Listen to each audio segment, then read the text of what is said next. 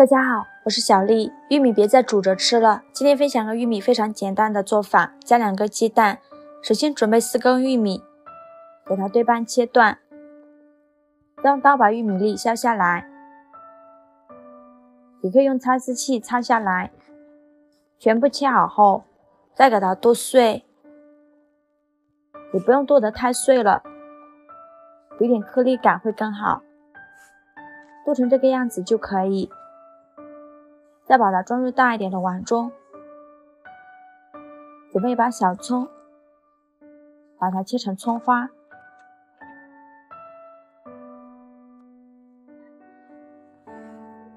切好之后装入玉米的碗中，准备2个鸡蛋，将打入玉米的碗中，加勺食盐，加适量的胡椒粉，调料少加一点，这样才能保证玉米的原汁原味。先给它搅拌均匀。搅匀后加入200克面粉，面粉起到粘合的作用，继续搅拌均匀。搅拌至这样粘稠的面糊就可以。避免趁提前预热，倒入适量的油，用刷子刷均匀。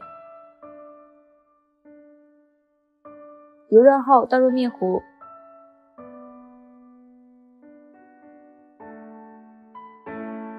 用铲子把表面抹平，抹均匀，再撒一些黑白芝麻点缀一下，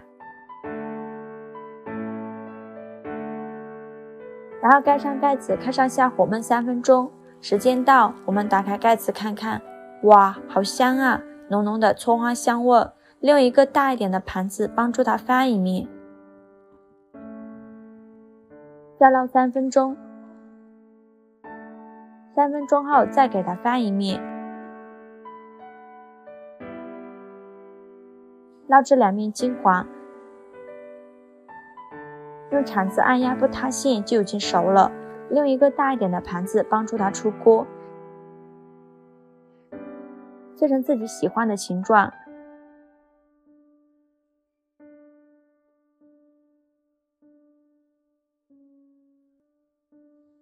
装入盘中就可以开吃了。